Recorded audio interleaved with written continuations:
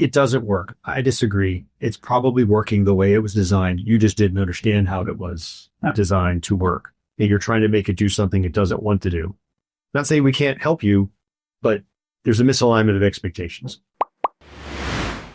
We've helped hundreds of clients build better construction companies. We love this business, we love the people, and we've seen what running a successful, profitable business takes. And we're sharing it all with you here on Construction Hot Takes. So you bought Procore. Now what?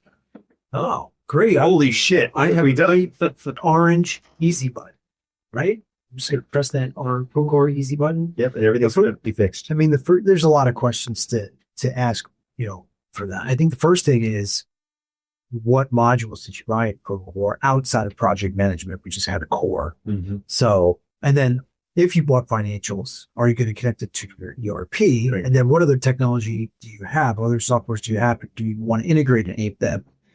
But I think the first thing you would want to do is go through a stand-up implementation to start assigning roles and permissions, giving people access to the system and making sure they've got the right access. I'm going to back you up a step. The bigger question is, what are you using it for? Which is to go toward which modules did you buy?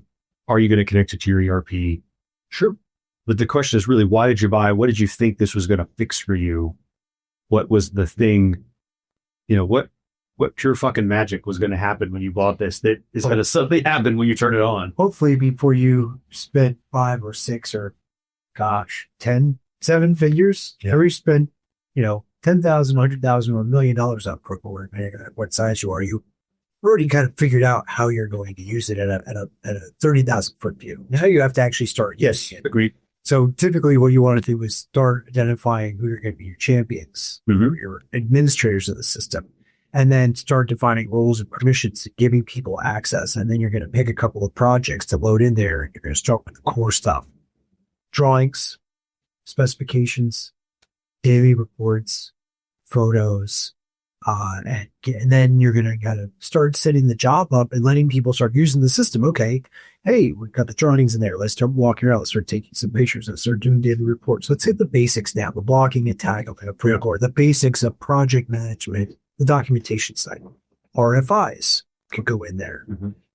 And you start using it for that. Now, if you're going to connect it to your financial system, that's a whole side project, because you've got to get cost code systems in. You got to figure out how you're going to use prime contracts and what tier of change orders you're going to use and who's going to have what permissions in that and how the budgets work. And do you need custom budget views? Do you have reports you need? So that's a whole rabbit hole we can go down. But I think, so you bought Procore. Now what? I mean, you got to get basics going. It's just like any other system. You got to get the basics and the team trained on how to use it for the basics. So we talked about this maybe once before. I can't remember if we talked about it here or if it was maybe a vlog we did. But you mentioned the easy button thing. So many people, I'm going to approach this from that. So you got it now. So what? Okay, well, here's how not to do it. It's you buy it and just kind of hand it off to somebody from an executive level. Just hand it off and then never talk about it again and expect them to understand why you have it in the first place. Shameless plug. What Procore? Now what? Call us in consulting. We'll stood up. Well, I was just going to say, both of you guys I think you're kind of saying the same thing. So you bought Procore. Now what? The blocking and tackling, but are your people trained in using the system, right? And not just the blocking and tackling. Are they trained do they know how to turn it on? Do they know how to log in? Do they know how to enter data? Do they know how to set up a new project? It's not necessarily, it doesn't come with the easy button. We know that, we're joking about it, but you have to be able to say, well, my people can even use it, much less use it well, use it right. Well, we hear there's training programs that have to be built. My point on that was that we hear all the time. We get calls all the time that says, I got Procore 3 months, 6 months, a year ago, whatever, and it doesn't work.